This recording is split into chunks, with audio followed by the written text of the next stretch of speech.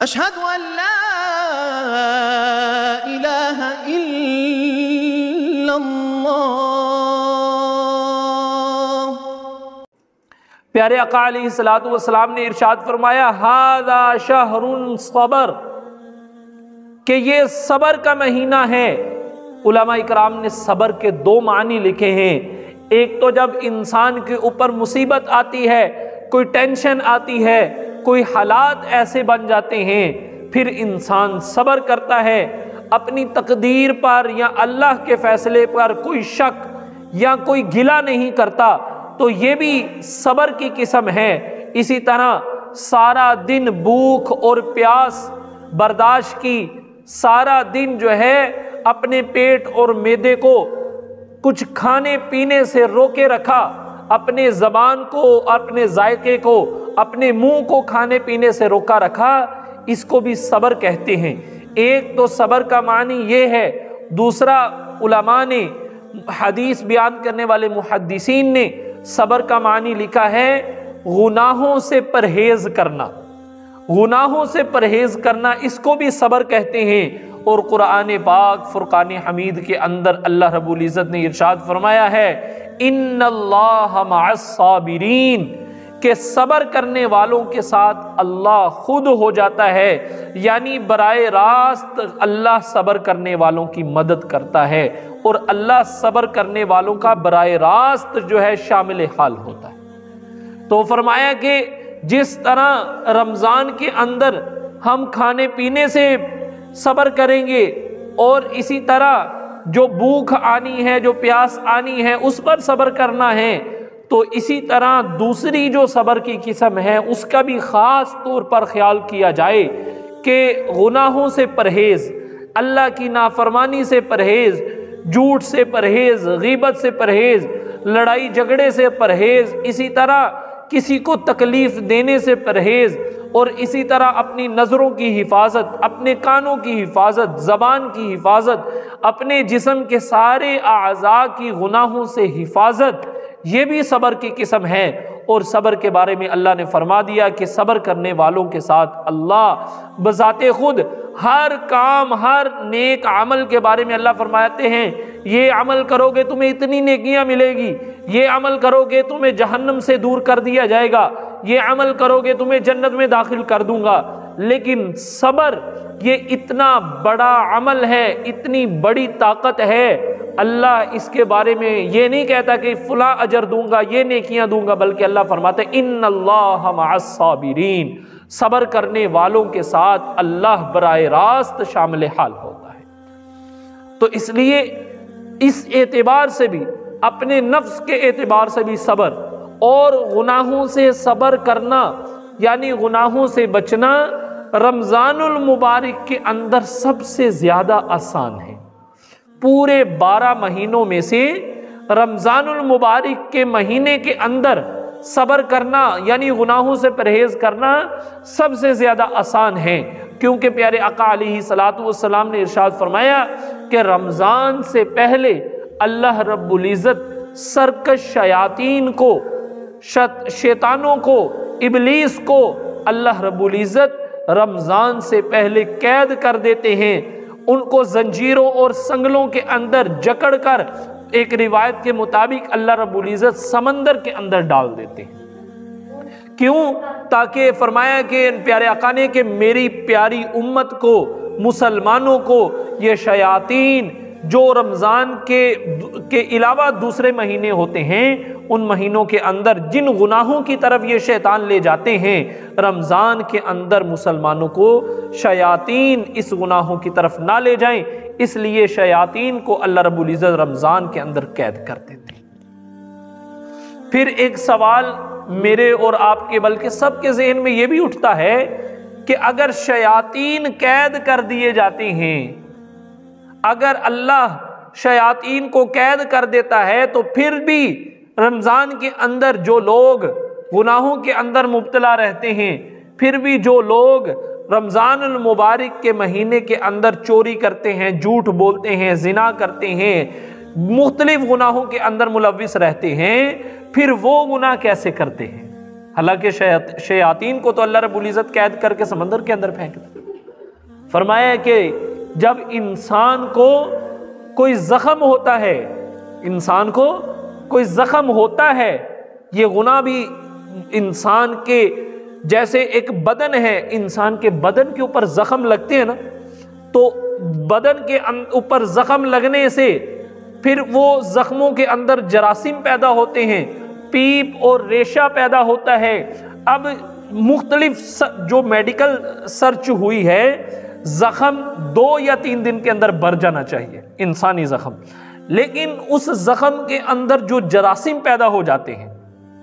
جس کو پیپ کہتے ہیں، ریشہ کہتے ہیں، اور مختلف قسم کے جراثیم پیدا ہو جاتے ہیں، اب وہ جراثیم جو ہے وہ اس زخم کو ٹھیک ہونا نہیں دیتے۔ ان جراثیم کی وجہ سے وہ زخم پھر جو ہے طول پکڑ لیتا ہے،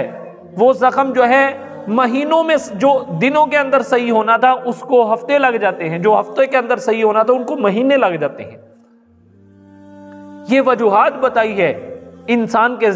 جو ہے جسم کے اندر زخم کو ٹھیک ہونے کی۔ اسی طرح جیسے انسان کا جسم ہے، اسی طرح انسان کی روح بھی ہے، جس کے بارے میں پیارے آقا علیہ الصلوۃ والسلام کو اللہ رب العزت نے ارشاد فرمایا کہ اے نبی جی، یسألونک عن الروح، یہ کفاران مکہ آپ سے پوچھتے ہیں کہ اے محمد یہ روح کیا ہے؟ یہ جو انسان کے اندر ہوتی ہے تو انسان زندہ رہتا ہے، انسان کے اندر سے نکل جائے تو یہی انسان کے سارے اعضاء کام کرنے چھوڑ دیتے ہیں، یہ روح کیا چیز ہے؟ تو اللہ رب العزت نے فرمایا کہ اے میرے نبی فرما دیجئے قل الروح من امر ربی، کہ ان کو بتائیں کہ یہ روح میرے اللہ کا، میرے رب کا، خالصتاً میرے رب کا حکم ہے، امر ہے، اس کے علاوہ روح کسی چیز کا نام نہیں ہے۔ روح صرف اللہ کے حکم اور اللہ کے امر کا نام ہے۔ یعنی انسان کے جسم کے اندر جب تک اللہ کا امر اور روح رہتی ہے تو انسان کا جسم ہر کام کرتا ہے، حرکت بھی کرتا ہے، آنکھیں دیکھتی ہیں، کان سنتے ہیں، دماغ سوچتا ہے، دل دھڑکتا ہے، پاؤں چلتے ہیں اور ہاتھ پکڑتے ہیں۔ لیکن جب یہ روح نکل جاتی ہے یہی اعضاء کام کرنا چھوڑ دیتے ہیں۔ اور صرف ذی-روح چیزوں کے اندر اللہ کا حکم نہیں، ہر ایک ذرے سے لے کر پہاڑوں تک ذی روح جتنی بھی چیزیں ہیں اور غیر ذی روح جتنی بھی چیزیں ہیں، سب کے اندر اللہ کا حکم ہے۔ اب چھری ہے، یہ غیر ذی روح چیز ہے، اس کے اندر بھی اللہ کا حکم ہے۔ اللہ چاہیں گے تو چھری کاٹے گی، اللہ نہیں چاہیں گے چھری نہیں کاٹے گی۔ حضرت ابراہیم علیہ السلام نے اپنے لخت جگر حضرت اسماعیل علیہ السلام کے گلے پر جب چھری چلانا چاہی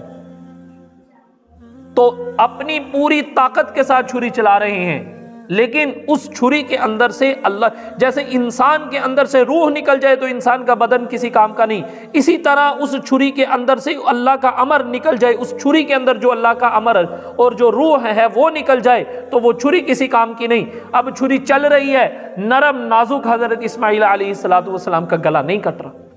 لیکن اسی چھری کو جب پتھر کے اوپر مارا جا رہا ہے، اللہ کا امر واپس آ گیا، اسی چھری نے جو پتھر کاٹنے کی صلاحیت نہیں رکھتی لیکن نبوت کی طاقت کے ساتھ جب ضرب لگتی ہے تو وہی پتھر جو ہے چھری کے لگنے سے 2 ٹکڑے ہو جاتے۔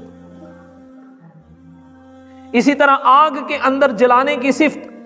آگ کے اندر جلانے کی روح اللہ نے رکھی ہے۔ الغرض ہر چیز کے اندر اللہ نے جو ہے ایک روح ڈالی ہوئی ہے۔ تو میں عرض یہ کر رہا تھا کہ جتنی بھی انسانی اللہ رب العزت کے حکم انسانیت کے اوپر جو ہے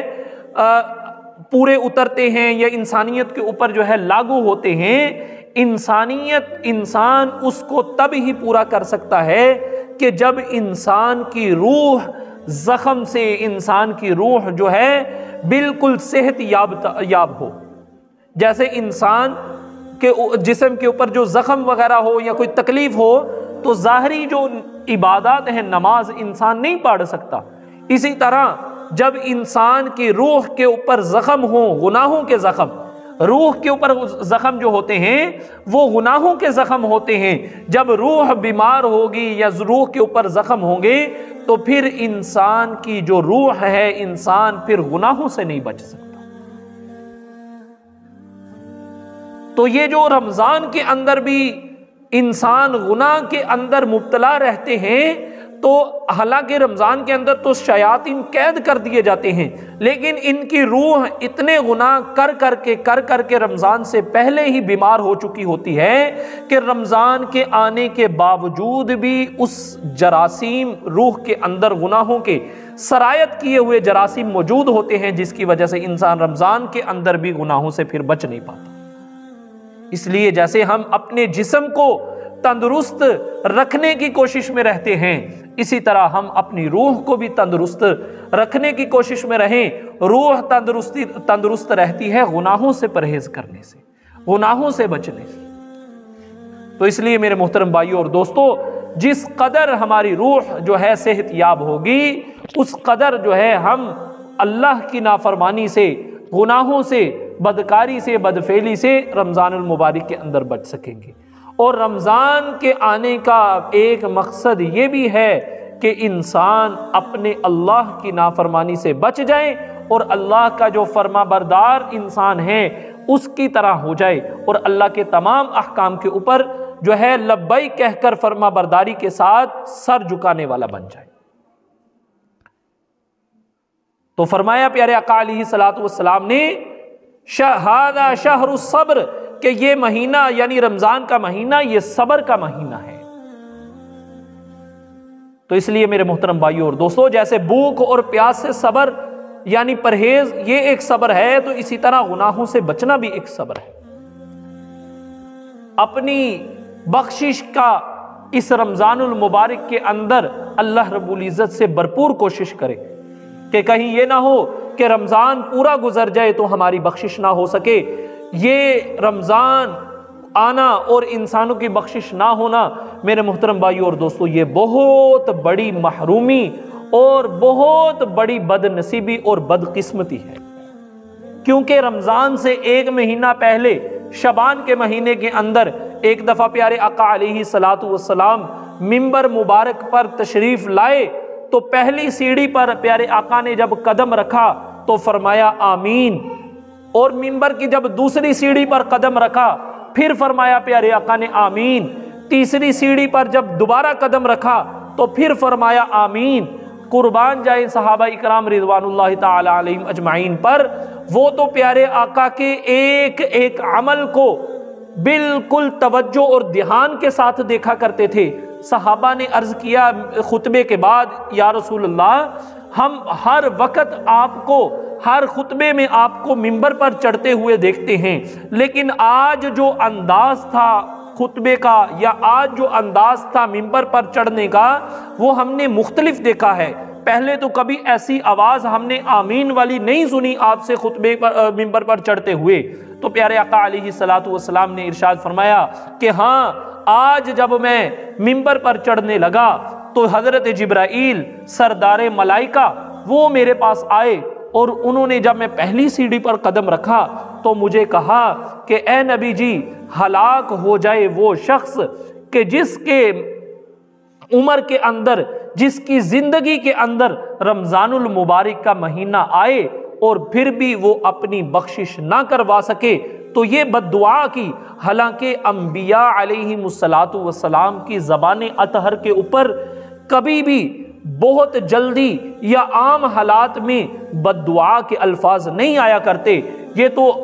سردار انبیاء ہیں، یہ تو محبوب خدا ہیں، وجہ کائنات ہیں، سرور دو عالم ہیں. حالانکہ عام انسان کی زبان کے اوپر خدا نہ خواستہ کسی دوسرے کے لیے بد دعا آ جائے تو وہ بد دعا بھی اللہ کے عرش کو ہلا دیتی ہے. تو یہ تو پھر بھی دونوں جہانوں کے سردار، اور پھر بد دعا کرنے والے سردار ملائکہ، اور اس بد دعا پر آمین کہنے والے سردار انبیاء. تو حضرت پیارے آقا علیہ الصلوۃ والسلام نے ارشاد فرمایا، اب اس سے ہمیں اندازہ ہو جانا چاہیے کہ اب وہ اس بد دعا کے سرکل کے اندر جو انسان آ جائے تو وہ اس کے بچنے کے کوئی امکان ہو ہی نہیں سکتے، اس کی ہلاکت اور اس کی بربادی اور بدقسمتی کے اندر جو ہے کوئی شک اور شبہ ہو ہی نہیں سکتا۔ تو پیارے آقا علیہ الصلوۃ والسلام نے فرمایا آمین۔ کس بات پر ارشاد فرمایا کہ حضرت جبرائیل نے کہا کہ ہلاک ہو جائے وہ شخص کہ جس کی زندگی کے اندر اس قدر بابرکت اور رحمتوں والا مہینہ آئے رمضان کا، پھر بھی وہ اللہ سے اپنی بخشش نہ کروا سکے۔ تو حضرت محمد مصطفیٰ صلی اللہ علیہ وسلم نے ارشاد فرمایا آمین۔ اشہد ان لا الہ الا اللہ